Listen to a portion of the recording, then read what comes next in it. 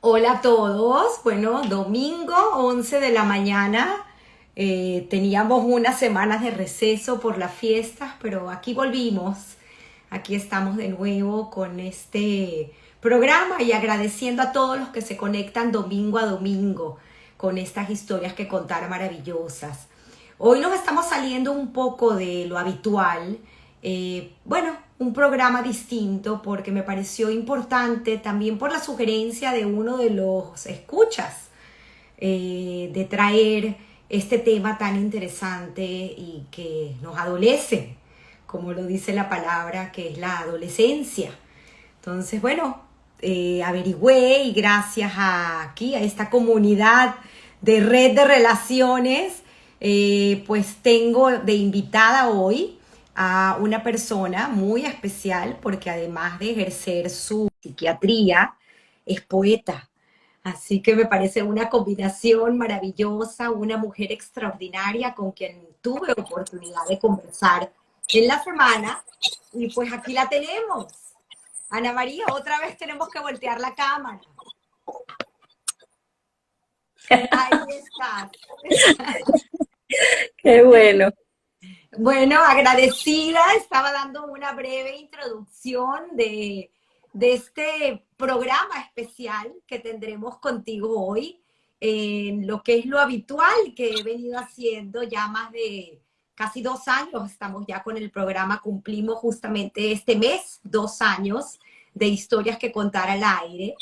Mm, Sin embargo, pues escuchando a la audiencia, me pareció muy interesante, como te lo comentaba, hablar y tocar sobre este tema, un tema que me parece que tenemos todavía mucho que aprender. Hablamos de educación y qué mejor que traer a una experta en el tema, una estudiosa del tema, una psiquiatra, una médico, y esa combinación tan maravillosa que te dije que no podía dejar de preguntarte, porque esa curiosidad innata mía de historias que contar, pues me hacen abrir el programa con la pregunta de Ana María y de entender un poco esa combinación de poeta con psiquiatría.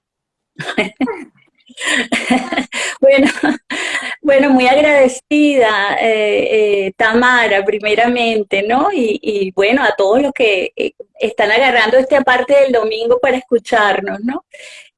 Bueno, sí, a mucha gente les llama la atención, pero realmente no creo que sea tan disímil una cosa de la otra, ¿no? Porque, claro, la manera como yo veo la psiquiatría es una aproximación al ser humano y es una aproximación a través de la palabra. Es como yo me lo planteo, ¿no? O sea, es una aproximación que perfectamente cabe dentro de lo que es el mundo del lenguaje. Es más, está basada en el lenguaje. Entonces, claro, el acontecimiento poético, además de ser un acontecimiento profundamente humano, de ver dentro de lo humano, pues es también un acontecimiento esencialmente de la palabra. Entonces creo que bueno, que lo que une esos dos mundos es la palabra y el deseo y también la curiosidad. Psiquiatra que no es curioso no es psiquiatra, como decía un maestro mío, ¿no? Entonces, la curiosidad de entrar en el misterio de lo que es la psique humana, ¿no? De lo que es el alma humana. Entonces, creo que por ahí hay muchos puntos de conexión.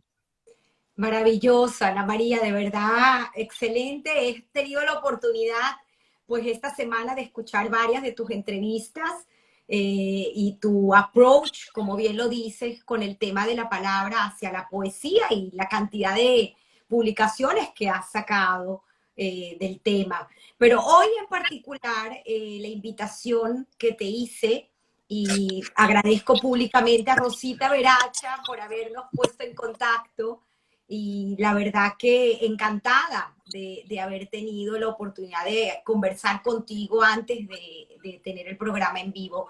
Este tema de la adolescencia, ¿no? Y el título que al final buscamos para manejar el día de hoy, porque obviamente son muchos temas, es muy extenso.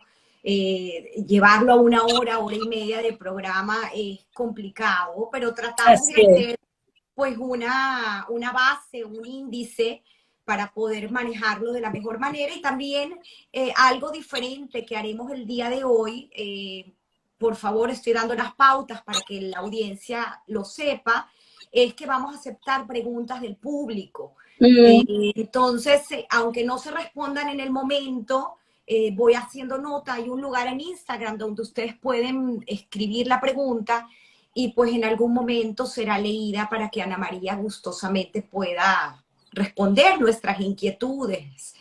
El tema de riesgos en la adolescencia. Un título muy alarmante, preocupante, sin embargo, que tiene muchas aristas y mucha posibilidad de educación, que yo creo que ahí es donde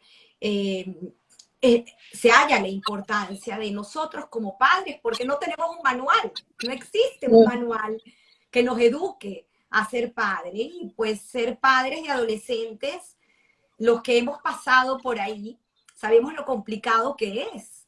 Mm. Entonces, es un tema fascinante y me encantaría pues comenzar con la parte de por qué la adolescencia es una época de riesgos. Bueno, muy buena la pregunta y para dar comienzo al por qué decimos riesgos. Fíjate que, en efecto, todo el mundo tiene la idea general, ¿no? Del sentido común de que la adolescencia es un periodo difícil, ¿no? Tal vez lo que vamos acá es ahondar en por qué es un periodo tan difícil. Este, Quisiera yo comenzar diciendo algo que también a lo mejor todos lo sabemos, porque además todos hemos pasado por la adolescencia, además luego de tener hijos adolescentes, es que la adolescencia es un duelo. Quiero comenzar por esa imagen. Todos más o menos sabemos que un duelo tiene que ver con una pérdida, ¿no? O sea, con el periodo que va después de una pérdida. Lo que pasa es que generalmente asociamos la palabra duelo con las muertes, ¿no? O sea, perder un ser querido o con perder un trabajo o con perder un país, por ejemplo, cuando hay migraciones, que todos hemos de alguna manera estado en contacto con eso, pero también la adolescencia, fíjate lo que se pierde en la adolescencia. Se pierde el cuerpo de la infancia. O sea, tú has tenido durante alrededor de 10 años, todos hemos tenido alrededor de 10 hasta los 10 años, más o menos, cuando comienzan los cambios de la pubertad, la identidad con el cuerpo de niño. Eso se pierde. Dejamos de reconocernos. Por eso el adolescente se mira tanto en el espejo, porque se está reconociendo, está teniendo un nuevo cuerpo, un nuevo rostro. Entonces, fíjate, pierde el cuerpo de la adolescencia, pierde su mundo el cuerpo de la infancia, pierde el mundo de la infancia, ¿no? Que generalmente tenía que ver con el colegio, con los amigos, con su situación vital que cambia rotundamente una vez que pasa a la adolescencia. Pierde, fíjate lo que te voy a decir, pierde a sus padres. ¿A qué padres pierde? Pierde a los padres de la infancia, a esos padres grandiosos, maravillosos, idealizados, el rey y la reina que teníamos cuando éramos niños y empezamos a ver de defectos y este es mi papá, este tipo tan desagradable que me hace quedar mal, o este es mi mamá, que me supone cuando era un niño que le encantaba que su mamá lo besara, ahora quiere, porque qué señora tan fastidiosa, es decir, pierde la idea la redundancia, la idealización de tu padre y comienza a ver unos padres. Fíjate lo que ha perdido, fíjate qué duro para una mente de los 11, 12, 13 años comenzar a tramitar, a manejar este mundo de pérdidas, ¿no? Y además Entonces, en esa claro, búsqueda de identidad, me puedo imaginar a que eso vamos, al tener todas esas pérdidas que incluso a veces se suman con el hecho general, por ejemplo, de cambiar de colegio, por ejemplo, o de cambiar de país en determinado momento de la adolescencia, termina de generar un enorme problema de identidad, de quién soy, de dónde vengo, para dónde voy. Y aquí viene otra cosa interesante que se pierde, el mundo de la infancia. El mundo de la infancia es un mundo de certezas, ¿no? Uno está tranquilo, va a su colegio, tiene sus maestras, su abuela, sus abuelos, sus primos, es decir, es un mundo que está como seguro.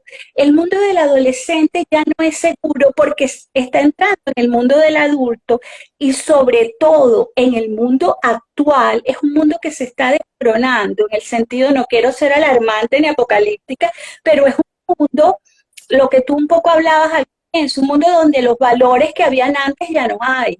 Es decir, nosotros, nuestra generación, entró en la adolescencia con más certezas que lo que entra un adolescente actual, porque es un mundo que está cambiando, que lo que era blanco ayer, ahora decimos que no es blanco, que es verde.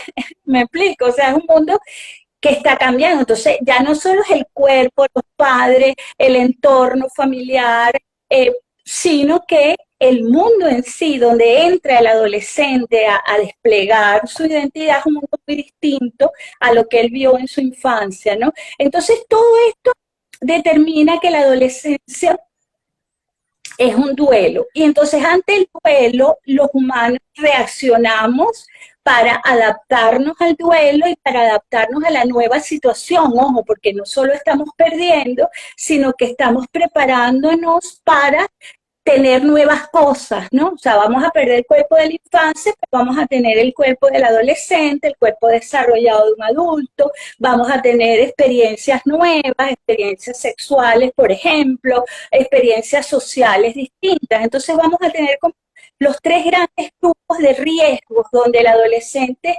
está tratando de, lo quiero ver, lo quiero poner en gráfico, ¿no? Es como que si estuviera tratando de reconstruir un mundo. El mundo se le vino abajo, quiero que lo vean así para que entiendan más a sus adolescentes. Se le vino abajo y él lo está tratando de reconstruir a través de sus, vamos a decir, precarias instrumentos, y allí es donde los padres tendríamos que también eh, ayudarlos a reconstruir o a construir un nuevo mundo donde nosotros lamentablemente en este momento de la historia también estamos un poco confusos, ¿no? Exacto, Entonces, esa pregunta me surge al momento de estar escuchándote, porque ¿cómo hace uno como padre para acompañar o para proporcionar herramientas, si eso es posible, a este adolescente que está sufriendo este duelo y toda esta cantidad de cambios, y cómo reconocerlo? claro, porque como te decía, nosotros, nuestra generación, cuando entra la adolescencia, está entrando en un mundo muy distinto. Todavía tenemos mucha certeza. Sabíamos que salíamos del colegio, íbamos a la universidad, íbamos a hacer a lo mejor alguna especialización afuera, volvíamos. O sea, estaba la casa como figura de central. En este mundo, todas las cosas se movieron y últimamente, fíjate que está aún más movido porque no habíamos vivido una pandemia de este género desde el año 18. Ojo, del 1918 hemos tenido pandemias, sí, pero como esta, de que todo el mundo se detiene, no lo habíamos tenido. Entonces eso ya eso nos cambia a todos la idea de que vivimos en un mundo seguro. Ajá, ¿no? O sea, de Y que el tema estamos de la tecnología, seguros. obviamente, ¿no? El tema de los medios, de las redes sociales, A donde eso ya el voy, adolescente, a su eso voy, información es accesible y no a eso sabemos qué voy. están leyendo. Exactamente, la inundación y el despliegue de los medios que no tampoco teníamos nosotros. Fíjate que nosotros a veces nos cuesta manejar esto. Fíjate como yo ponía la cámara al revés, ¿no? O sea que de alguna manera también somos de otra generación. Ellos están ya desde que nacen inmersos en este mundo. Pero no solo están cambiando esas situaciones que estamos viendo. Por ejemplo, está ahorita la amenaza de una guerra. la amenaza de una guerra nuclear, por ejemplo, o estamos con todo el tema del género y todo el tema de todo lo que significa la sexualidad, hay también un cambio, es un tsunami. O sea, un adolescente actual no es lo mismo que un adolescente ni siquiera hace 10 años, ni siquiera hace 10 años, mucho menos un adolescente de hace 30 años, no tiene nada que ver con nuestros adolescentes actuales. Entonces, todo esto que estamos hablando, que es normal en la adolescencia, ¿no? Que hay un cambio biológico, hay un cambio que es el que se ve más claramente, ¿no? Se ve el cambio biológico hormonal, pero hay cambios psicológicos que se dan quizá tan graves o mayores que el cambio biológico. Y cambios sociales en que empieza la presión del grupo. O sea, a un niño de 10 años todavía él no importa tanto que piensen de él, pero en lo que tiene 11 o 12 años empieza a estar profundamente preocupado de lo que piensan de él, de sus amigos, de cómo se visten, de qué hacen, de qué ven en las redes, de las redes. Es decir, la presión social se elevó a la N potencia, porque ya no es la presión social directa, sino la presión social a través de los medios. Fíjate qué importante. Entonces, todo esto, Tamara, puede generar, ¿qué te digo yo? Desde depresiones importantes del adolescente, porque está en una pérdida, lo que estamos hablando, puede generar trastornos de identidad, confusiones de identidad, ¿no? ¿Quién soy bajo cualquiera de estos aspectos, ¿no?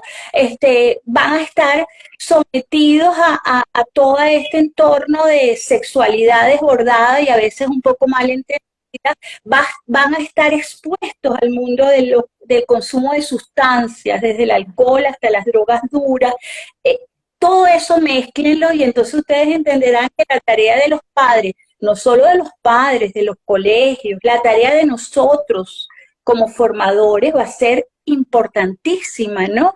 El poder primero entender lo que está ocurriendo, por eso empecé con esta explicación, ¿no? Claro. Primero entender lo que está ocurriendo para que no nos parezca, bueno, este muchacho, ¿qué pasó?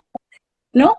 Yo tengo pacientes así que me dicen, ay, pero si él hasta hace una semana era un dulce y ahora se convirtió que no, ni siquiera lo vea, ¿no? Pues sí, porque el cambio es muy brusco y a veces los padres terminan no reconociendo al niño y empiezan a enfrentarse con el muchacho, ¿no? A establecer una especie de pugilato, cosa que no debería hacerse, sino más bien entender qué está pasando y empezar a meterse muy sutilmente, porque el adolescente a uno no lo debe invadir, sino uno debe abrirse al adolescente, no lo debe de alguna manera invadir, presionar, porque acuérdate que ya está lo suficientemente invadido y presionado por el mundo en el que está viviendo. Más bien nosotros abrirnos y ser contenedores de esa situación que está ocurriendo y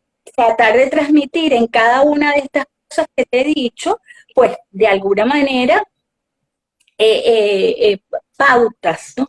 Ahora fíjate, Tamara, hay una cosa importante que es que, creo que esto es fundamental.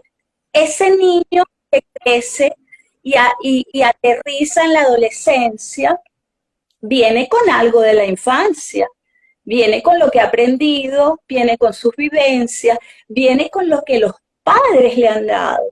Entonces la prevención, que era un poco lo que tú decías, viene desde la niñez. Si han habido unos padres que han estado pendientes de ese niño desde su infancia, que han estado pendientes de sus amigos, de lo que ocurre en el colegio, que lo han escuchado, pues obviamente, aunque va a venir el tsunami igual, obviamente ese niño va a tener instrumentos de manejo, va a estar abierto, ¿no? A que los padres, a hablar con los padres y a contarles sus experiencias. Fíjate que antes de entrar en la conversación contigo, estuve leyendo unos datos de la Organización Mundial de la Salud y precisamente pues son datos un poco alarmantes, porque una de las cosas que leí, bueno, en 2020 Murieron más de 1.5 millones de adolescentes y jóvenes adultos de entre 10 y 24 años de edad. Así es, Llevándolo por día, estamos hablando de 5.000 por día. Es un número así es. alarmante. Y otra de las cosas que me llama la atención, haciendo colación a la que tú estás trayendo, es esto que dice, de todos los grupos de edad, el que presenta, entre comillas, el menor riesgo de muerte es el de los jóvenes adolescentes de entre 10 y 14 años. Voy más adelante donde dice, la mitad de todos los trastornos de salud mental en la edad adulta comienzan antes de los 14 años, pero en la mayoría de los casos no son detectados ni tratados. Exactamente, ¿no? Lo que acabo de decir, ¿no? O sea, que el adolescente trae una maleta, trae ¿Cómo lo una carga. manejamos? Mira, Porque lo que estoy interesantísimo, entendiendo es, ok, lo, el problema se hace aparente o visual en la adolescencia, pero ¿cómo se hace para corregir tal vez esos detonantes que vienen de la infancia? para prevenirlo, fíjate, bien, bueno, que es un poco lo que te O decía, ¿no? me refiero a corregir porque pues obviamente ya el niño no es un infante, ya es un Así adolescente, es.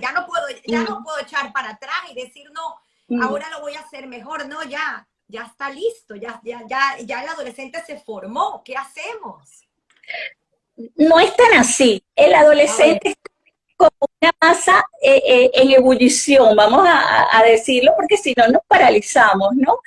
Lo que sí es bien importante es que hagamos hincapié en la infancia, ¿no? O sea que, como decía Freud, el niño es el padre del hombre, es decir, lo que somos está hecho en la infancia, ¿verdad?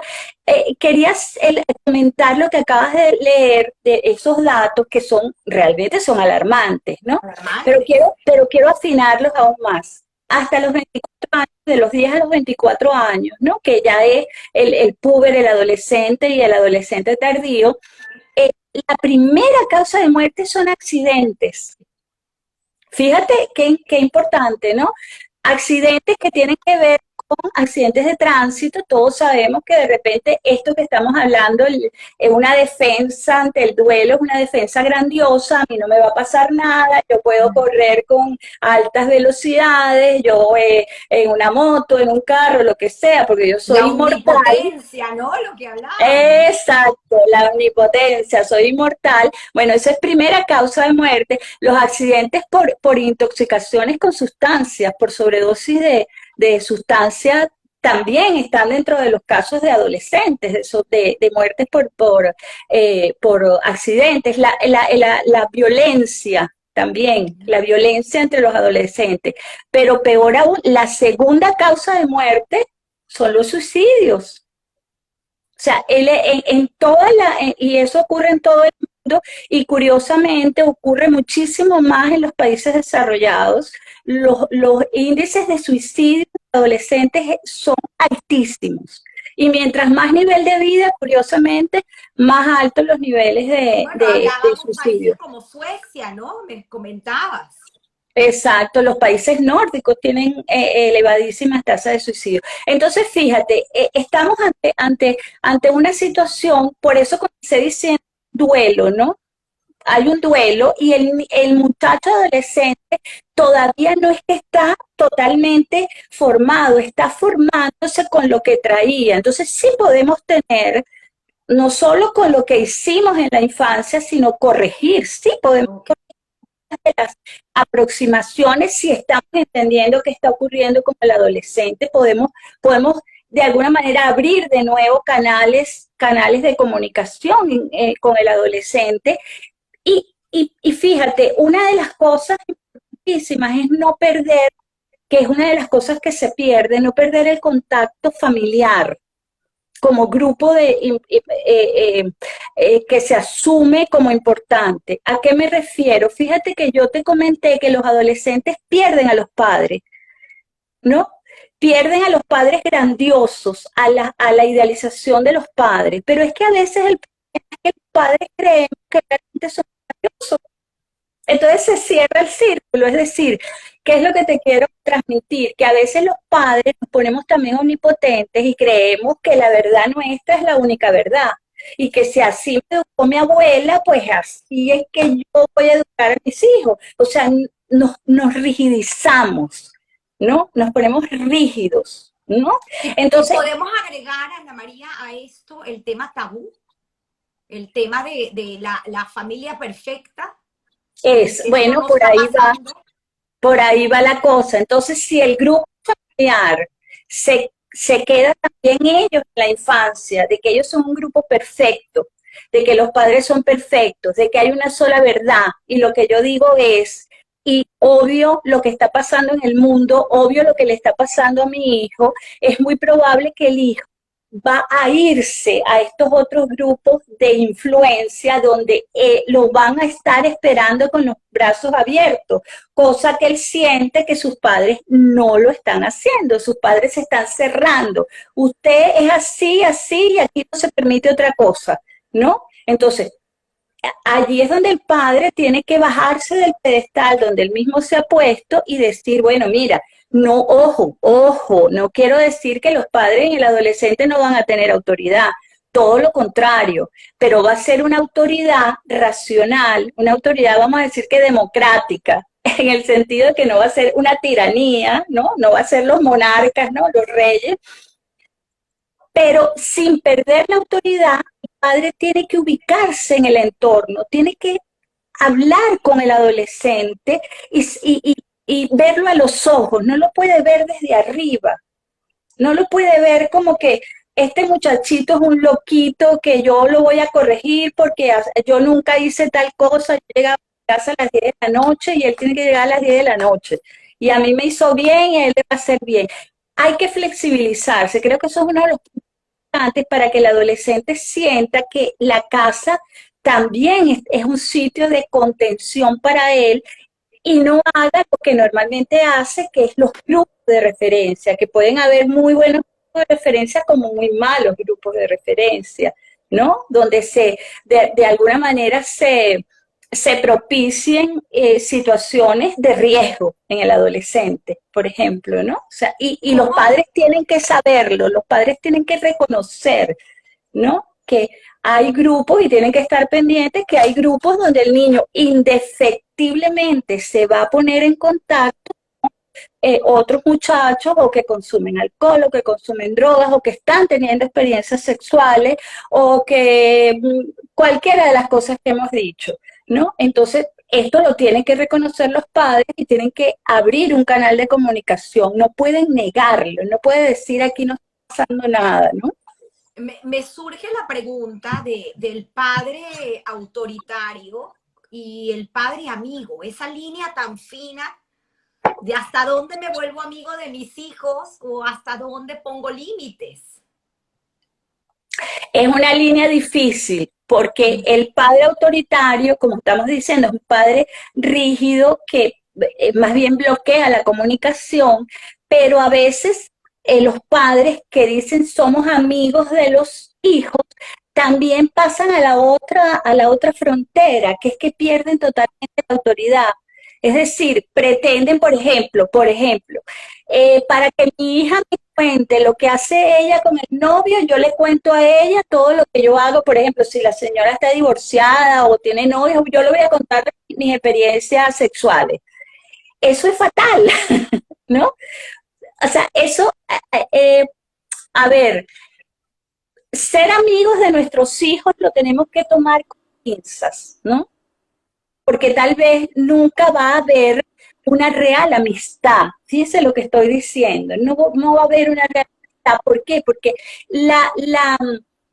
hay cosas que tú no le puedes contar a un muchacho tuya de tu intimidad porque los cargas, mientras que los amigos sí se pueden contar cosas, ¿no? Un amigo no te puede decir, mira, no hagas esto porque esto puede tener tal y tal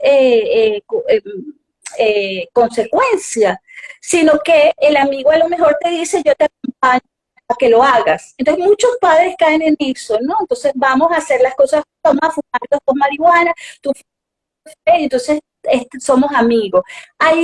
Lo que hay es una tremenda pérdida de autoridad y de referencia para el muchacho, y el muchacho cae en esto que estamos diciendo, en que el mundo que lo está recibiendo no tiene parámetros, ¿no? O sea, Me el cabe, adolescente.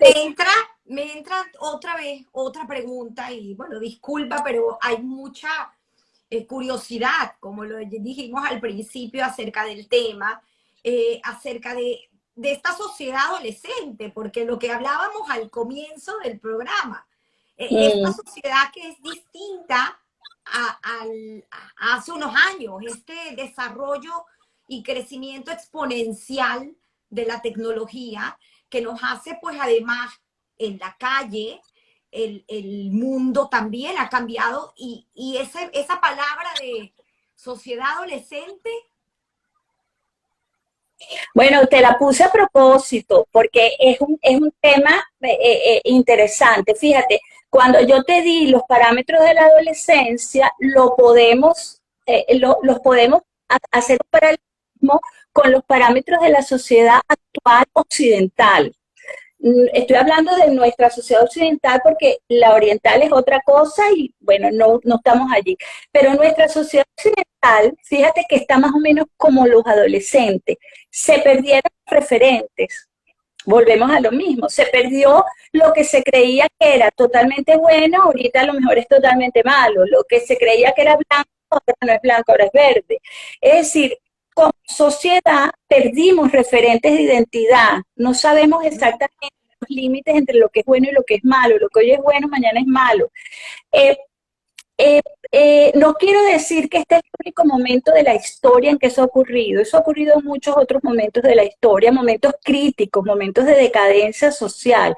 Entonces, ¿qué pasa? Nuestra sociedad, en términos generales, también es una sociedad impaciente, también es una sociedad omnipotente, que vuelvo al tema de la pandemia atacó la omnipotencia de la sociedad occidental, que es que nosotros podemos con todo, a nosotros no nos pasa nada, nosotros manejamos lo que sea, y aparece un tema que, sea como sea, no se manejó o no lo manejamos. Entonces, el hecho de que hay una omnipotencia social de Occidente que ha estado golpeada.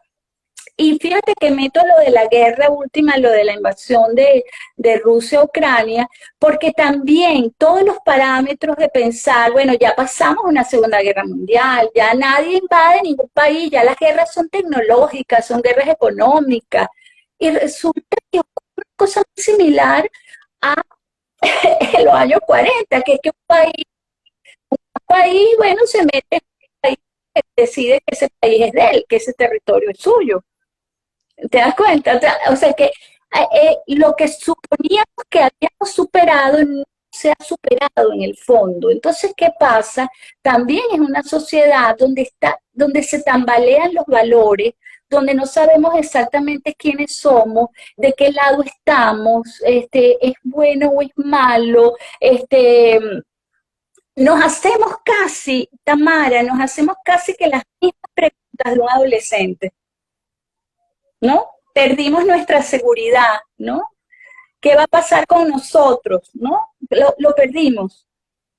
No, Creo que eso, y además, como lo dijiste, el tema migratorio para nosotros los latinos ha representado también otro tema donde los padres tal vez nos vemos ahogados en nuestros problemas y perdemos, entre comillas, esa atención a ese adolescente que está pasando por los suyos. así es, así es. Y bueno, el tema migratorio es fundamental, es esencial el tema migratorio, que es un tema que nos toca a los venezolanos de unos años para acá, pero que es un tema que ha estado permanentemente lo que pasa era que nosotros no habíamos entrado en la ola migratoria, pero olas migratorias han habido constantemente. Entonces ocurre lo que tú dices, que muchas veces el muchacho que está tratando de tener raíces y de de construir esa nueva identidad de adulto, de dejar su infancia y construirse nuevamente, y construir el mundo que se viene abajo con la infancia, pues resulta que se ve inmerso en la necesidad del adulto, porque generalmente en las migraciones familiares son los adultos los que deciden para dónde nos vamos, cómo nos vamos, dónde vas a estudiar, qué país va a ser ahora tu país. Ese punto genera, yo que veo de todo, pues, y veo gente por todos lados del mundo, genera dramáticos problemas en los adolescentes, en los niños y adolescentes, las migraciones, ¿no? En cualquiera de los casos, en la mejor situación, como la veo siempre, el adolescente va a entrar en un periodo de muchísima dificultad de adaptación. Aunque, fíjate tú, interesante, porque los adultos tendemos a negar que eso ocurre. Tendemos a pensar, el muchacho se va a adaptar más rápido. Ajá, se va a adaptar más rápido porque él no te va a verbalizar lo que está ocurriendo dentro de él. Se va a adaptar más rápido, pero de repente te viene con un tema, ¿qué te digo yo? Un tema de drogas, por ejemplo, un tema de transgresiones sociales, un tema transgresor. Es decir, van a ver cosas que tú no las vas a ver directamente como adaptación o desadaptación a la migración, pero que está ocurriendo, ocurren, ¿no? Es válido hacerte la pregunta de como padres, ¿qué puede ser síntomas que podamos detectar en nuestros jóvenes adolescentes, en nuestros hijos también? ¿Por qué no? Yo soy abuela y muchos de los que nos están escuchando a lo mejor también son abuelos y podamos detectar estos posibles síntomas que ameritan que se busque ayuda, porque también creo que hay un tabú importante acerca del tema de la salud mental. Lo vemos de forma importante en los Estados Unidos, donde cada día se habla más de esto. Y pues además también el costo, ¿no? Porque eso es otra de las cosas que habíamos conversado. A veces el tema de la salud pública no entra dentro de cubrir estos costos de salud mental. Entonces, ¿qué hacer en esos casos? ¿Cómo primero te estoy haciendo varias preguntas, pero para puntualizar, ¿qué factores pueden ser de riesgo? ¿Cómo puedo ubicarlos? ¿Y cómo buscar ayuda y dónde? ¿Y cómo es el acompañamiento? Claro, fíjate, primero la palabra clave que dijiste es tabú. Primero hay que desmitificar la situación, ¿no? Que dejen de ser tabú. Una de las cosas era la negación que te planteo. Fíjate, voy a tocar el fenómeno migratorio porque aquí hay mucha gente que está afuera, ¿no? Pero es válido también para la gente que no está migrando, ¿no? Es el hecho de negar las situaciones, de plantearse, bueno, eso es normal, de normalizar situaciones, ¿no? Bueno, el muchacho se la pasa todo el tiempo eh, encerrado en su cuarto, pues eso es normal. Tú lo lees y tú vas a encontrar que los adolescentes tienden a meterse en el cuarto, tienden a estar más callados, tienden a contestar mal. Tú puedes, hay un cúmulo de cosas que pueden en efecto interpretarse adecuadamente como cosas normales, pero esto hay que extenderlo, meterlo dentro de un contexto, porque si no uno tiende a dejar pasar por alto cosas que son realmente importantes y estas mismas cosas, pero ya a un nivel más grave, uno tiende a no verlo porque no lo quiere ver. Por ejemplo, en las migraciones, ya hay bastante con la migración del adulto, el adulto mismo está haciendo un duelo, entonces él quiere pensar que su hijo está haciendo un duelo. Lo he visto, es decir, el duelo lo hacemos nosotros, los adultos, pero los niños están felices y no es verdad. Empiezan a tener problemas, por ejemplo, problemas, si tú ves varias cosas, tienes problemas de rendimiento académico, que es una de las cosas que primero aparecen, tienes problemas de inserción social, empiezan a aparecer elementos de bullying, por ejemplo, que tienes que estar atenta para detectarlos. No, tampoco se puede normalizar. No, cuando era chiquita le hacían eso. eh, ¿Entiendes? Ahí hay negación, entonces no estás viendo lo que está ocurriendo. Entonces, si tú ves que hay muchas de estas cosas, por ejemplo, un adolescente que vive encerrado en su cuarto, o sea, que tú lo invitas a salir o lo invitas a pasear, conversas con él, el adolescente está totalmente cerrado, oye, hay que buscar ayuda. No hay que desestimar, por ejemplo, mensajes. Ha ocurrido que las redes sociales, de repente, el padre o alguien se da cuenta que el muchacho puso en Instagram o en su historia, pone que de repente la vida no vale nada o empieza a poner imágenes como turbias o de atractivo hacia la muerte o que prefiero morirme o cosas, o sea, hay que estar como muy atento. Yo creo que el punto que yo diría es la atención sin negar, porque la negación nos aísla del muchacho, ¿no? El pensar todo está perfecto, no nos va a ayudar, ¿no? Me acuerdo que había una película italiana que se llamaba Estamos todos bien, y resulta que no estábamos todos bien, que es una gran negación, ¿no?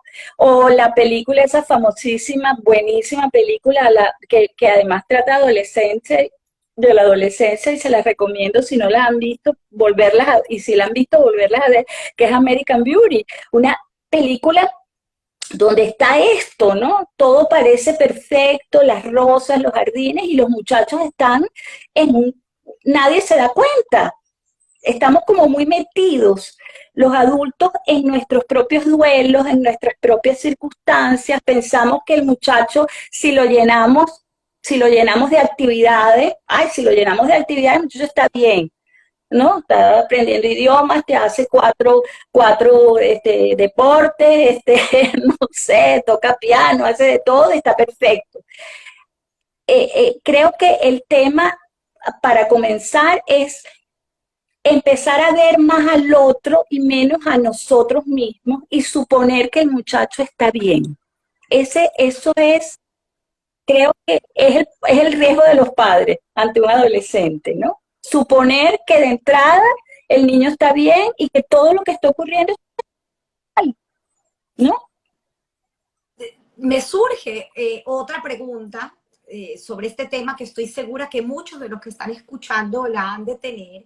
Es que en el momento que, ok, detectaste que hay un problema, necesitas buscar ayuda. ¿Dónde buscas esa ayuda? ¿Con quién vas? La diferencia, si es la manera de hacer la pregunta, entre lo que es un acompañamiento con un psicólogo o cuándo ir a un psiquiatra, porque hablamos también de todos estos trastornos a nivel químico del cerebro. Entonces hay una línea también ahí que para el común, el común terrestre, no el médico como tú que tiene una experiencia, pues obviamente de medicina, una persona que ha estudiado la materia, pues sabe mucho mejor que nosotros. ¿Qué hacemos en ese caso? Bueno, siguiendo el hilo que veníamos trabajando, al desmitificar, al dejar de que sea un tabú, porque ¿por qué lo negamos? Porque nos parece, primero nos descentra de nuestros problemas, hay una cosa egoica allí, ¿no? O sea, me descentro, yo quiero estar preocupada de mi trabajo y de mis cosas y no de estos muchachos, ¿no? El, eh, el tema es que todavía a estas alturas los problemas mentales, fíjate que no digo enfermedades mentales, porque hay niveles, ¿no? Está el sufrimiento humano, ¿no? Entonces, todavía el sufrimiento humano tiende a ser tabú. Es más fácil a un padre detectar que el niño tiene una neumonía o que el niño, qué sé yo, tiene fiebre y hay que ir al pediatra, que detectar que el niño está saliendo muy mal en el colegio, que el niño no tiene amigos, por ejemplo, o al revés, que el niño está una pandilla de muchachos que a todas luces, si los ves bien, tú sabes que esos muchachos no están bien. Entonces, el, el, el, el tema es como que en mi familia no hay índole mental, no hay problemas emocionales, nadie tiene problemas emocionales. Y si tú tienes problemas emocionales, bueno, eso se resuelve de una manera coloquial, vamos a, te regalo un libro o ve una película, cosas que sirven, ojo, no estoy diciendo que de repente tú digas, oye, vamos a ver esta película que me pareció interesante, eso sería buenísimo. Lo que les quiero transmitir es que a veces eso no es suficiente y que entonces tenemos que plantearnos que así como vamos al pediatra porque el niño tiene fiebre o tiene tos, más allá tiene 15 días tosiendo, entonces, o está muy pálido, bueno, mira, de repente un muchacho que tiene todas estas características o alguna de esas características alarmantes, ¿no? Que hay algún...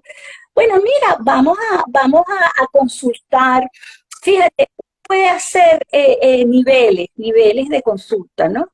En el mismo colegio, por ejemplo, en los colegios, muchísimas veces los colegios se dan cuenta más que los padres de lo que está ocurriendo. Yo que veo niños y adolescentes, muchísimos niños llegan desde los colegios.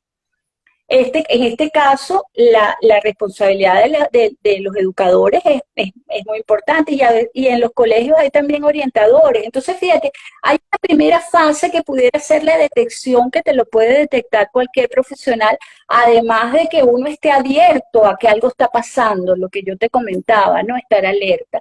Y luego, perder miedo a los profesionales de la salud mental. Somos profesionales como cualquier otro. Por ejemplo, la gente tiende a minimizar. Por ejemplo, si la gente piensa, te voy a hablar con clarísimo, si la gente piensa que soy psicóloga, consulta mejor conmigo, se siente tranquila. Es más, me preguntan, ¿usted es psicóloga o psiquiatra? Entonces digo psiquiatra. Entonces me dicen, entonces no, yo no la necesito. O sea que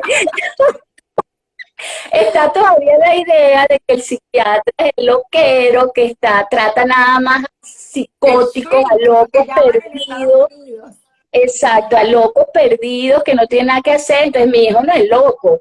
O sea, ¿cómo que psiquiatra? No, mi hijo necesita una psicóloga, pero psiquiatra no.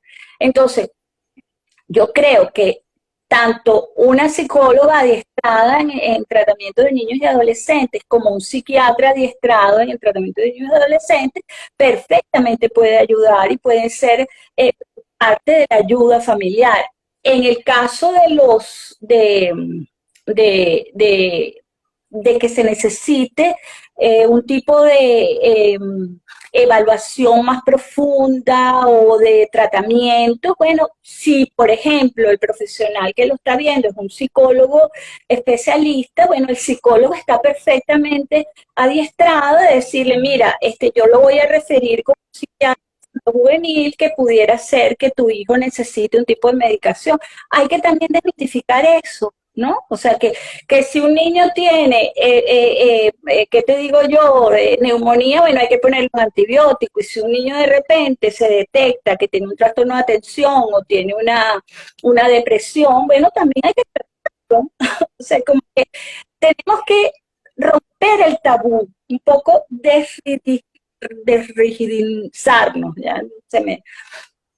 En el sentido de que esas creencias son creencias de paradigmas antiguos, ¿no? De paradigmas donde los problemas emocionales se resuelven en la familia y se resuelven a golpes o se resuelven a gritos o no se resuelven y ya está, ¿no? Sino de alguna manera plantearse que hay una serie de personas que hemos estudiado, que nos hemos súper especializado en poder ayudar a la gente a todo tipo de sufrimiento humano, a todo tipo de sufrimiento humano. O sea, no solo esto de que, ay, yo no soy loco, no, a todo tipo de sufrimiento humano. También quiero decirte que cuando hablo de sufrimiento humano, también la aproximación de la familia, lo que decía antes, también es importante.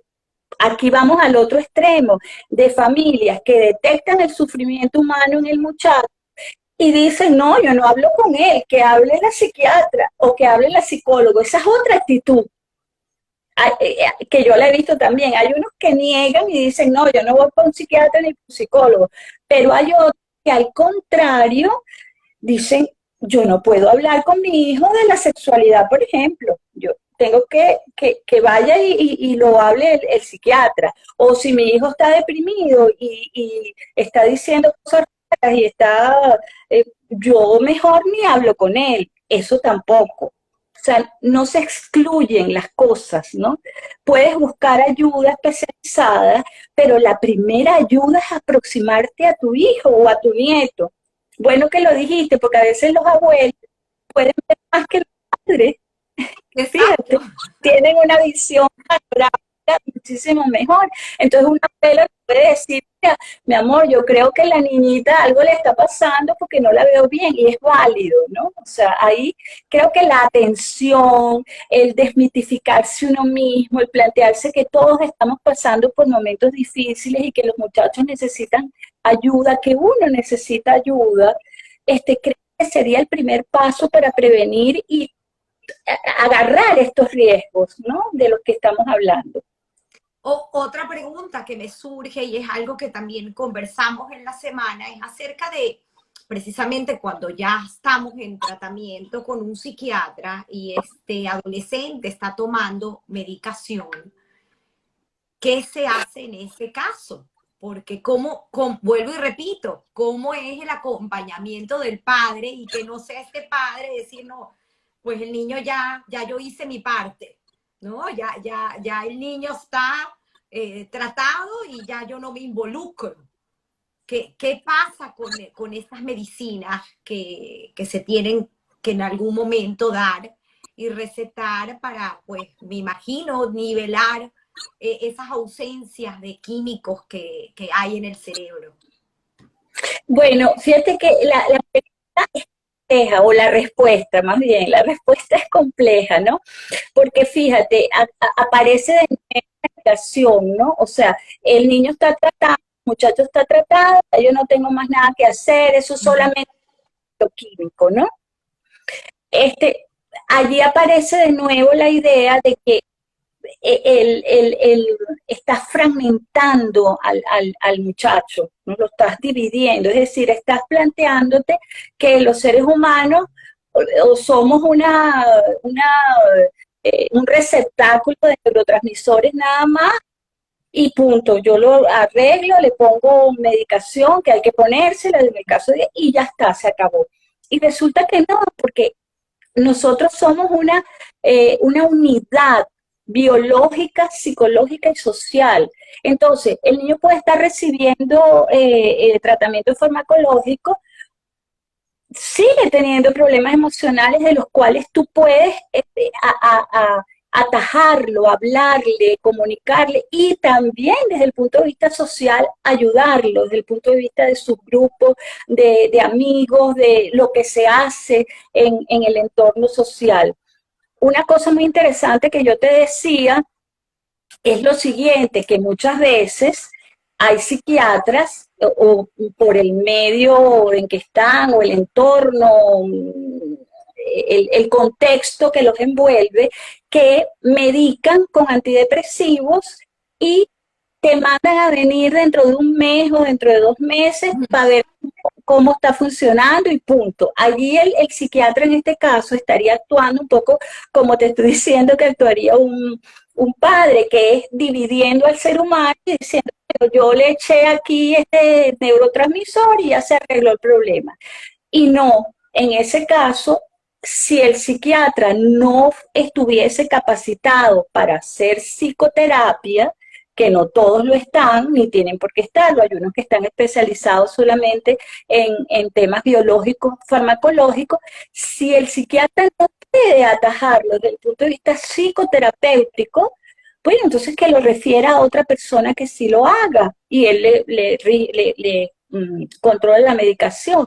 En este caso es sumamente importante, y lo digo con toda responsabilidad acá, que nadie que esté en una situación difícil y esté tomando antidepresivos no tenga psicoterapia. Debe tener psicoterapia, ¿no? Debe tenerla porque de alguna manera esa persona eh, sigue teniendo un alma, una psique que tiene que comunicar en palabras, que tiene que, incluso a veces tiene, si está bien combinado el tratamiento farmacológico y psicoterapéutico, el farmacológico hace que de alguna manera disminuya la angustia, que las cosas se vean un poco más claras, que mejore el estado de ánimo y entonces los problemas psicológicos se solucionan porque los pueden hablar, lo he visto, ¿no?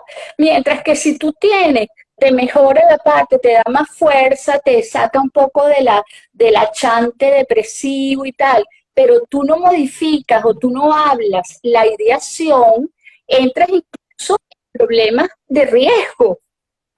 Si el muchacho o la persona, esto es válido también para adultos, de la palabra, el tratamiento a través de la palabra es tan importante como el tratamiento farmacológico. Fíjate que digo tan importante, no estoy diciendo es más importante uno o más importante el otro. Somos una unidad. Qué interesante todo lo que dices, Ana María. Quiero aceptar preguntas del público que ya están entrando, pero antes de eso hay un Buenísimo. tema que no hemos tocado aún, que creo que también es importante en esta sociedad adolescente, y es el tema del transgénero y de esta situación que se está presentando cada vez más común, que desde muy temprana edad estos jóvenes adolescentes pues ya sienten que son de otro género. ¿Qué hacemos con eso? ¿Qué pasa cuando tenemos en un hogar a alguien cercano que siente que tiene inclinaciones hacia el otro sexo? ¿Qué debemos hacer nosotros como padres? ¿Cuál es la manera correcta de actuar, por llamarlo de alguna manera? Ok. Fíjate que allí tenemos que hacer, porque cosas de nuestra sociedad que tienden a generalizar y a poner todo a un mismo nivel. Y no todo es igual, ni todo está en una misma bolsa metido, ¿no? Está el tema de la homosexualidad, que es totalmente distinto al tema de los transgéneros o de los transexuales o de otra serie de inclinaciones y variantes en términos de la escogencia sexual o de la identidad de género, etcétera. Eso es un mundo que habría que hacer como 50 programas. Pero ¿qué pasa? Si nos vamos al tema de la infancia y la adolescencia y lo metemos dentro de lo que comencé, quiero siempre seguir ese hilo. La adolescencia es un duelo donde hemos perdido identidad y donde estamos tratando de volver a construir una identidad. Entonces, fíjate que no es raro y pudiéramos hasta entenderlo, fíjate, que en un mundo que está convulso, yo te lo dije, que antes esto era blanco y ahora no es blanco sino es verde, entonces yo cuando llego a no sé si voy a agarrar lo blanco y lo verde porque yo lo veo verde pero parece que es blanco, ¿entiendes? O sea que es una cosa profundamente confusa. Entonces, a veces esos llamados, yo los llamaría alertas, son alertas, más que una posición definida de un niño. O sea, un niño decidió que él es una niña metido en un cuerpo de un niño, lo decidió a los 8 años. Es una alerta, eso es una alerta, es un llamado, ¿no?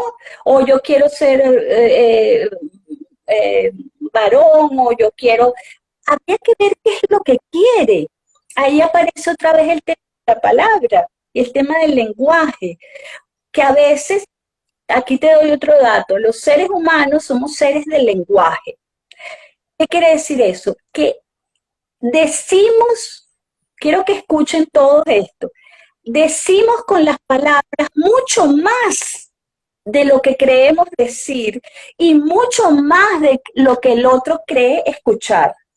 Repito, nosotros los seres humanos somos seres del lenguaje y decimos la palabra mucho más de lo que creemos decir y mucho más de lo que el otro cree escuchar. Con esto que estoy diciendo, que siempre hay algo más detrás, ¿no? Entonces habría que ver, cuando una niña dice, yo quiero ser niño, habría que ver qué está diciendo antes de correr a meterle hormonas o a detenerle la menstruación. Hay que ver qué está ocurriendo. O preparando la próxima operación para cambio de sexo. O sea que eh, había que ver primero, sabiendo, primero en la infancia, que la cabecita de la infancia, siendo un ser humano en formación, ¿eh? Y lo hemos vivido todo. El niño que hoy te dice, a mí me gusta tal distracción, tal muñeco, y al año siguiente te dice, mira, yo no quiero saber nada de esa gente, ahora me gusta otra cosa, hoy me gusta este grupo de rock y mañana me gusta otro. Es decir, está en eso dinámico. En la infancia no hay ninguna verdad absoluta. De paso, en pocos casos hay verdades absolutas, mucho menos en la infancia, si entendemos que la infancia se trata de un individuo que está en permanente desarrollo. Y lo podemos ver desde el punto de vista biológico incluso. O sea, la estructura corporal no es la estructura corporal de, o sea, está cambiando, sus células están permanentemente cambiando. Igualmente, su estado de ánimo y su emocionalidad y su psique está dinámica, dinamizada, cambiando. Entonces no podemos tomar una aseveración de un niño como una verdad. Habló, o sea, ya está. Yo creo que ahí habría que hablar y acordarse esto que parece un poco trabalengua, que es que, ¿qué digo cuando estoy diciendo que quiero ser varón? ¿Qué digo? ¿Qué estaré diciendo? Yo creo que en esos casos está muy recomendado la consulta con alguien, con un especialista, alguien que converse. Primeramente los padres tienen que conversar, ¿no? ¿Qué es lo que tú quieres, ¿no?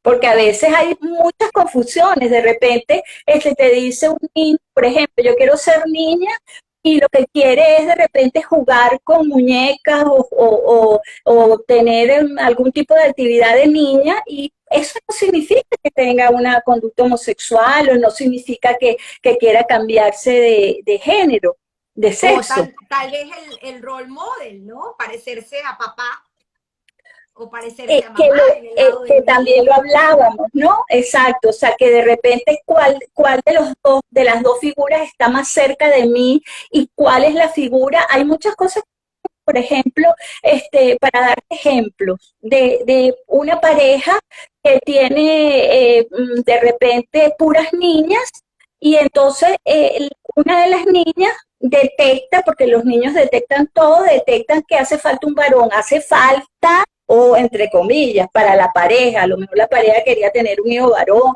o el papá quiere tener un hijo varón, o la mamá quiere tener un hijo varón, vete a saber, y de repente esa niña empieza a decir, voy a vestir de varón, ¿no? Fíjate, el lenguaje dice mucho más, ¿no? Hay más allá. Igual con el adolescente en este caso, o sea, dijimos que el niño está permanentemente en cambio, entonces hay que escucharlo, eso sí hay que escucharlo, no pasarlo por alto, y eso se le va a quitar, no importa, eso es una tontería. O cómo se te ocurre, peor, ¿no? ¿Cómo se te ocurre? Le dicen cualquier barbaridad al niño. Pero en el adolescente también hay que tomar en consideración que él está buscando identidad, lo que hablamos, o sea, está buscando identidad. Entonces, muchas veces la sexualidad, muchas veces no, todas las veces la sexualidad es profundamente, vamos a ver, perturbadora para un adolescente. Aún en nuestro medio, no es la época victoriana, ni es hace 50 años, que tú dices, bueno, aquí ningún muchacho le perturba el sexo, porque ven sexo por todos lados, tienen acceso a la pornografía. Pues te voy a decir que todo ese acceso a veces genera mucha más confusión y mucha más perturbación, ¿no? Por ejemplo, el acceso a la pornografía genera un adolescente decir, bueno, yo voy a poder hacer eso que estoy viendo. Este, si eso es lo que van a querer mis novias, no, no puedo. O al revés, las muchachas, es decir, van a decir, bueno, eso es lo que yo debo hacer, ese es mi punto de referencia. Desde Claro, la estos cosa de la identidad. estereotipos que nos pone la sociedad. Y el adolescente está buscando identidad, está buscando ser de un grupo, ser reconocido, ser valorado. Entonces, por eso es tan importante lo de la familia. Un elemento, por ejemplo, dándote ejemplos en términos que ocurren, pero en términos muy sencillos. Por ejemplo, un muchacho que está metido en una familia donde otros de los hijos y el papá, por ejemplo, o la mamá también son muy deportistas y el muchacho no es deportista, ¿no? O sea, no le gusta, es más bien intelectual y le gusta el ballet. Entonces el muchacho va y dice, oye, yo lo que quiero, yo no quiero jugar fútbol, yo lo que quiero es ir a una academia de ballet porque quiero ser bailarina. Desastre en la familia, muchacho homosexual, transexual, transgénero, y no es verdad, puede serlo, que eso es otro tema, pero también puede ser, lo que está es expresando algo que él desea y que él quiere desarrollar. Entonces, fíjate que hay variantes, no puedo decirte una cosa rígida, ¿no? Todo el que diga tal cosa será tal cosa en un futuro, porque somos profundamente diversos, la dinámica sí que es muy compleja, pero lo que sí está claro es que un niño está en formación y un adolescente está atravesando un tsunami. Entonces, cualquiera de los dos, las supuestas eh, decisiones que tomen, nosotros tenemos que escuchar qué dice la decisión, qué dice este muchacho cuando dice esto, qué dice cuando él dice que él no quiere estudiar, sino que se quiere retirar a un ashram en la India, o que él quiere ser budista. Hay que ver qué es lo que está diciendo, qué es lo que él está viendo, que él quiere ser budista o cualquier otra cosa, para no centrarlo solo en lo sexual. Lo que quiero es transmitir que un adolescente está metido en un tsunami y tiene todas las posibilidades de identidad y de identificación todavía muy mezcladas y que allí están los padres para ven acá, vamos a centrarnos, vamos a no emitir juicios de valor, no te vamos a regañar, no te vamos a castigar, vamos a ver qué pasa y vamos a ver si necesitas un orientador, si necesitas conversar con otro que no sea yo. Ahí viene lo de los amigos, que muchas veces tú quieres que tu hijo te cuente todo y realmente a un profesional porque no es su papá ni es su mamá. Entonces uno pudiera estar más en disposición de poder ayudarlo, ¿no? Porque está escuchando desde otro, o sea, uno no va a ir a regañar al niño, ¿no? En cambio ellos dicen, si yo le digo esto a mi papá o a mi mamá, bueno, me dan una cachetada, ¿no? Cuánto que aprender? Me quedo con la palabra de escuchar, muy sabia, y también acerca del individualismo. Entender que cada uno, igual en una familia, nuestros hijos, cada uno es un ser individual, no son iguales, No aunque son vengan del iguales. mismo seno familiar. Perfecto. Y no son iguales a nosotros. Aparte, Somos, quiero, ¿no? quiero hacer aquí, mira, me pregunta Leo Salazar, gracias Leo desde Nueva York, haciéndonos esta pregunta, me parece muy interesante. Dice, ¿cómo hacemos con esos niños tan alineados con las redes sociales? Bueno, ese es un tema súper actual, ¿no? Volvemos al tema inicial, pero fíjate que todo va a ir, me gusta que todo siga un hilo, ¿no? Las redes sociales permiten manejar muchas de estas cosas de la adolescencia.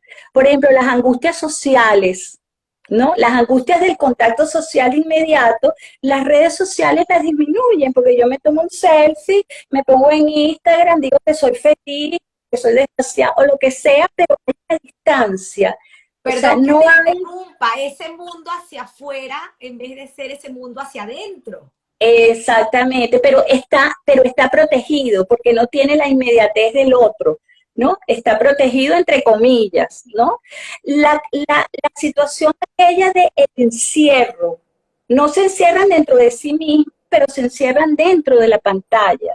Empiezan a tomar de alguna manera la pantalla como el contenedor de toda esta situación que estamos hablando de duelo, ¿no? De la necesidad de identidad, de la necesidad de reconocimiento social. Para un adolescente es importantísimo cuántos likes tengo, ¿no? O sea, cuántos me están viendo, cuántos son mis amigos. O sea, entonces, ¿qué pasa? Ahí volvemos a lo mismo. Los padres pueden estar de nuevo, bueno, déjalo tranquilo, eso es lo que está de moda, que hagan lo que... O la otra actitud que tampoco es buena es negar que existen las redes sociales, negar que existe todo el mundo de la electrónica y entonces no hay eso en la casa. Yo creo que todo eso se puede combinar reconociendo la existencia de las redes sociales, de los medios electrónicos, de los videojuegos, reconociendo eso y haciendo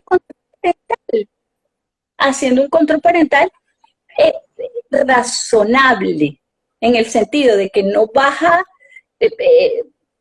suprimirle todo, pero vas a saber qué están haciendo, qué están viendo, cuánto tiempo duran en esto, porque aquí hay también mucha, por un lado se quejan, pero por otro lado los padres les conviene un poco que el niño esté metido en su mundo de las redes sociales, porque a lo mejor también no está fuera en la calle o no está discutiendo Qué o lo peligro. tienen contenido. Y resulta que entonces también hay algo donde de nuevo los padres tenemos que salir de nuestra burbuja y pensar, bueno, todo está bien, él está tranquilito en su cuarto con su cuartico bien para todos lados. Entonces creo que, por ejemplo, retomar que si tú estás comiendo con alguien, no puedes estar comiendo con un celular al lado, ¿no? Por ejemplo. O si estás hablando con tu hijo, tú misma, estoy hablando de los adultos, no puedes estar permanentemente con el celular.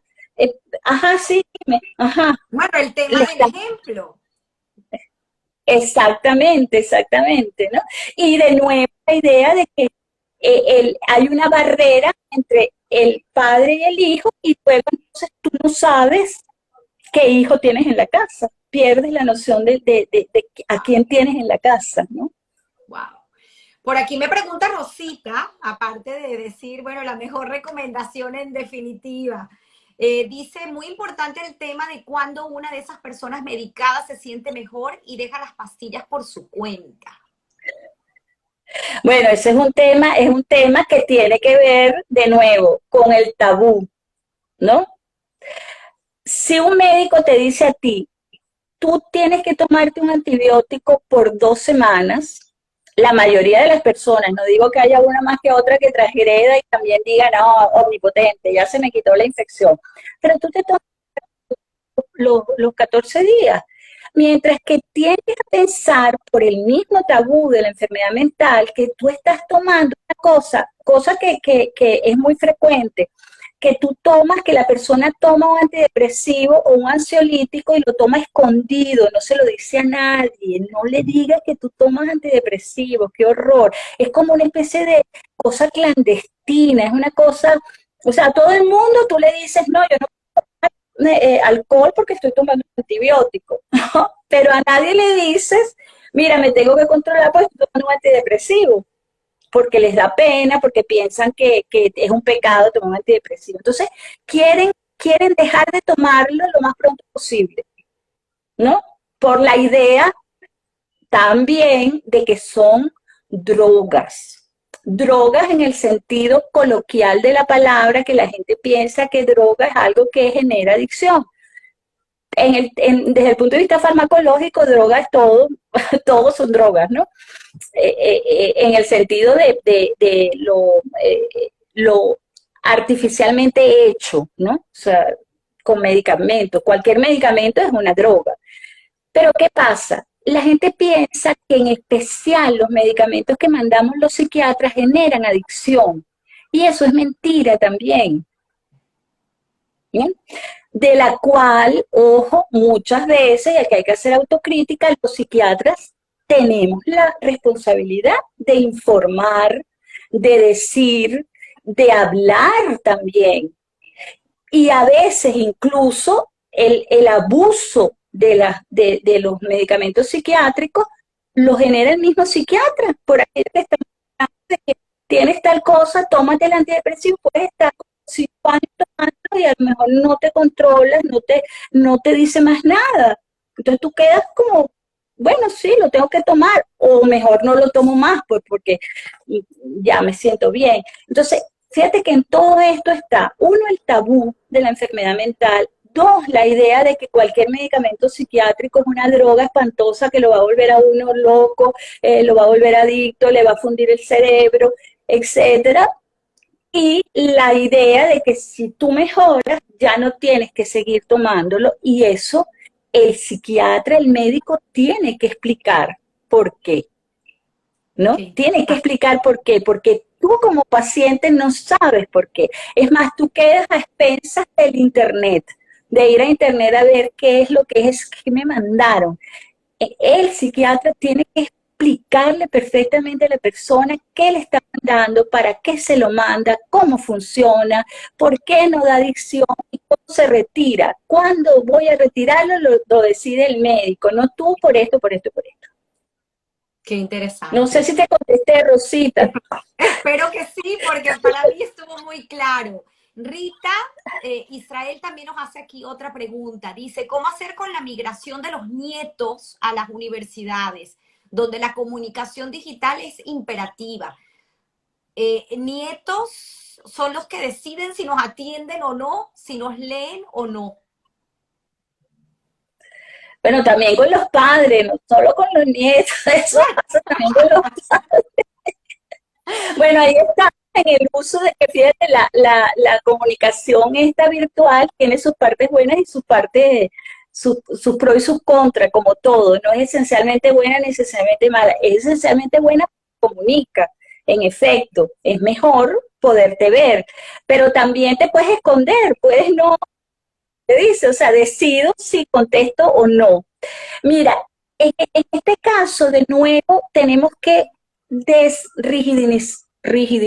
Tengo un problema con la palabra de la rigidez, me tengo que analizar. Tenemos que ponernos menos rígidos, porque venimos con la idea, creo que casi todos los que tenemos más o menos la misma edad, tenemos la idea de que los muchachos tienen que dirigirse a nosotros, ¿no? Tienen que llamarnos, ¿no? Tiene que haber una...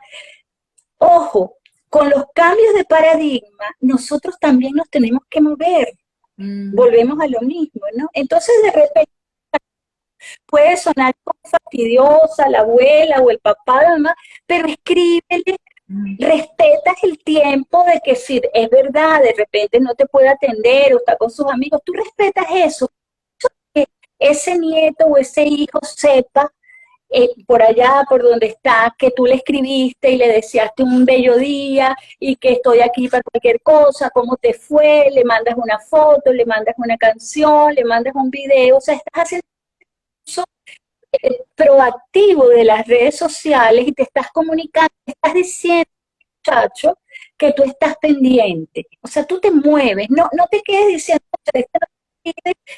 no se mueve por mí, yo no me voy a mover, porque como es los conejos, ¿cómo es? No corren detrás, ¿cómo es? Hay un dicho que no vamos a ir detrás de ellos tienen que venir detrás de nosotros. Creo que en este mundo también allí tenemos que hacer un vuelco y decir, yo me acerco a ellos, ¿no?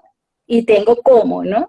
Y no esperar esta respuesta inmediata, que es una cosa tal vez adolescente, ¿no? La respuesta inmediata, que es mucho de las redes sociales, ¿no? Fíjate qué interesante, que es que yo llamo a alguien y ese alguien me tiene que, todos cambiamos, ¿no? Antes uno llamaba a alguien cuando llegara a su casa, le respondía y uno esperaba tranquilo, ¿no? Cuando no había celulares.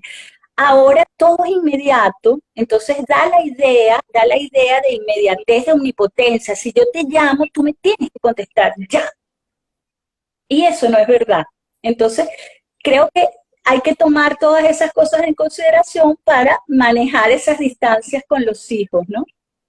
Por aquí nos dicen, los venados no corren detrás de los perros, o las Eso mismo, escopetas pues, serán de los conejos. como yo me he hecho menos rígida, ya no sé quién corre detrás de quién, ¿no? Qué interesante, de verdad, Ana María, esto da para programa 1, 2, 3, 4. Creo que, insisto, en la educación, he ahí el secreto. No tenemos un La manual así. cercanía, la cercanía, la comunicación, Volver a esos principios, empezando así con lo es. que dijimos al principio del programa. Comidas, tú sabes que hay algo interesante con la comida, ¿no? El momento de la comida, al menos que se haga una comida al día en familia, el almuerzo, la cena, las comidas son interesantísimas. Desde un punto de vista psicológico, cuando uno está comiendo, y esto es un dato, cuando uno está comiendo, cero celulares a los lados, mosca. Cuando uno está comiendo, tú le mandas un mensaje al cerebro de que tú estás en confianza, que tú puedes recibir. Eso es una cosa muy arcaica, muy antigua, desde el punto de vista biológico y desde el punto de vista social y psicológico, Bueno, que biológico, lleva psicológico y al social. bebé que está amamantando, ¿no? Esa Perfecto, conexión. Tamara. Lo entendiste inmediatamente. Cuando el bebé está comiendo, se afloja y él está seguro de que lo que le van a dar es bueno. Eso se mantiene así seamos unos viejitos. Entonces, ¿qué es lo que pasa? Cuando uno está comiendo en familia, en ese momento, es un momento divino, preciso para hablar, para preguntar cómo estás, cómo te veo, cómo te fue, o para uno contar, para uno exponer, por ejemplo, un caso que le parece que es bueno que todos lo comentemos, es decir, porque es el momento donde tú puedes transmitir cosas y la persona que está allí está disponible. Así como está comiendo, también está comiendo las palabras. Acuérdate que las palabras son mucho más que las palabras, también son nutrición, ¿no? Entonces, es un buen momento para nutrirse, ¿no? Entonces, las comidas, retomar las comidas. Y yo invito porque sé que es verdad, que cada uno va a tener un bello recuerdo de alguna cena familiar, algún almuerzo familiar, que tú te acordabas cuando te reunías con tu familia, con tus abuelos, lo que dijo el abuelo, lo que dijo el papá. Es decir, ese momento es un momento sagrado. Lamentable el tema de la familia en estos momentos en Estados Unidos, donde hay una pérdida muy importante, porque pues obviamente esos momentos son casi inalcanzables, donde ya Inalcanzables por no los hay trabajos. ese Exacto, sí. momento de sentarse en familia, y esa invitación que nos haces pues en la medida de lo posible retomarlo me parece maravilloso. Sí. Creo que tenemos que volver a estas costumbres que teníamos antes en casa, dejar lo malo, pero seguir con lo bueno.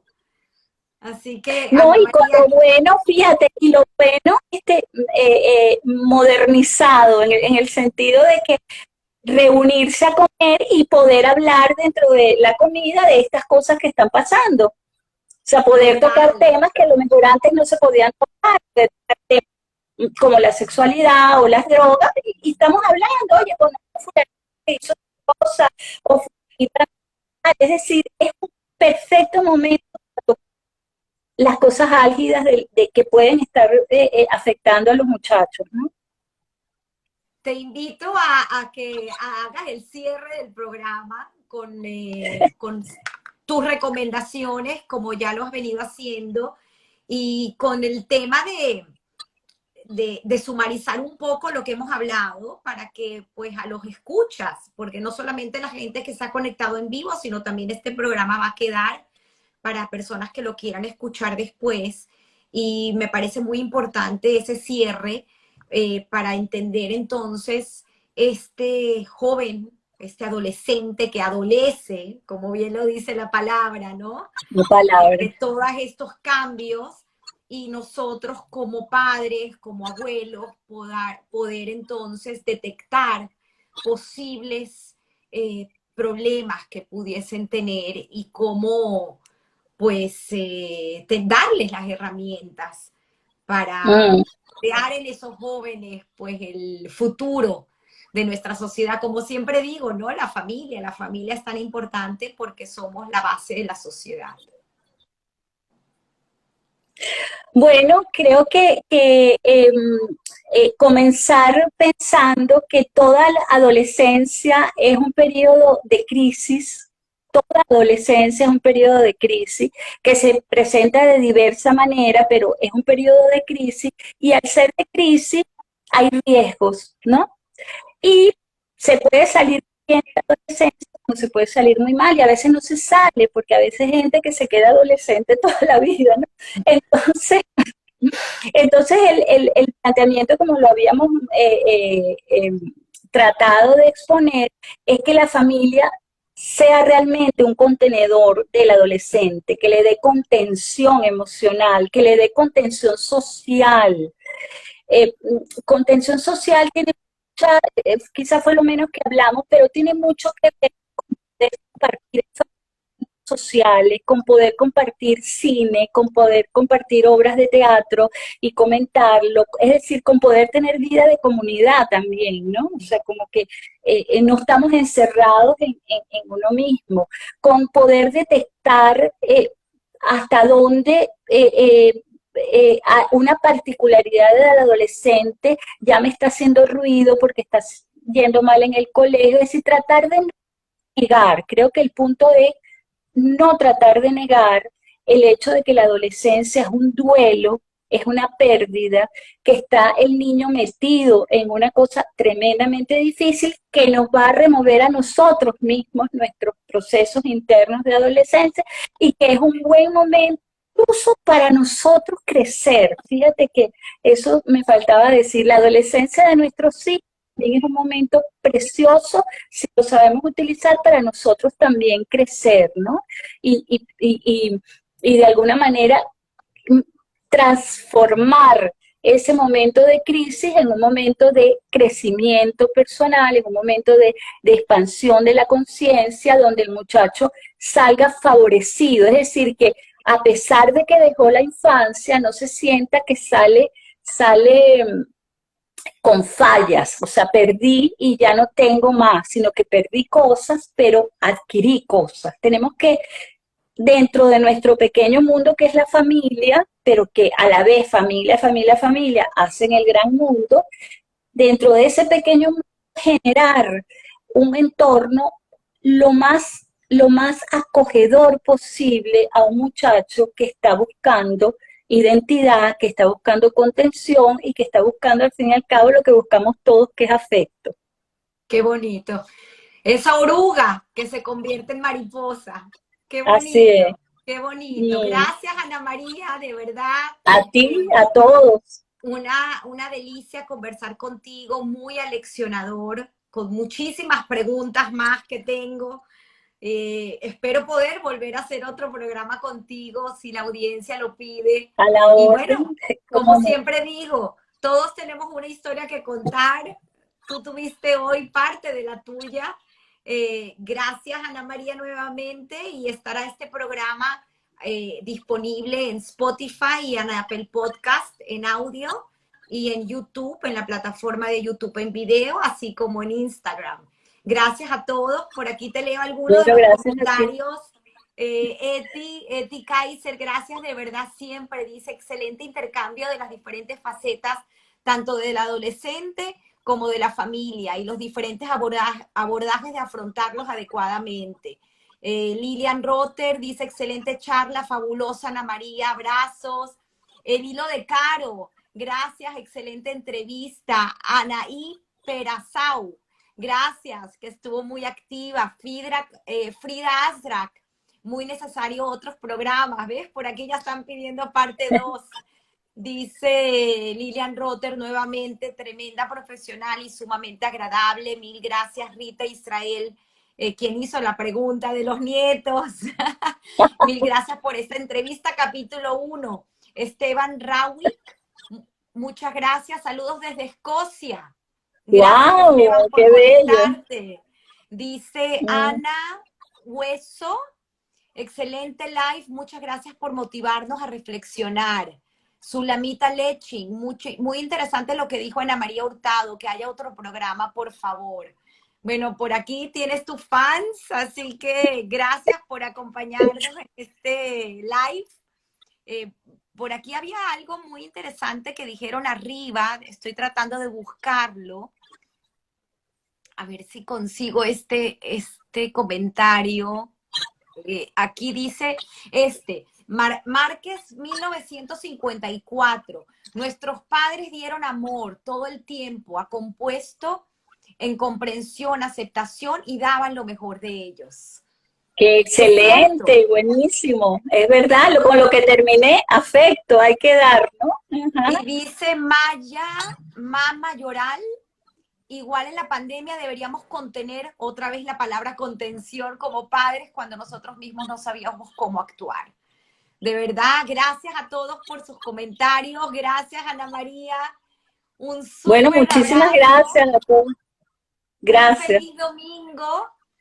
Y los dejo Igualmente. para el próximo domingo con otra fabulosa historia que contar. Gracias, Ana María, por Ok, este un programa beso. especial.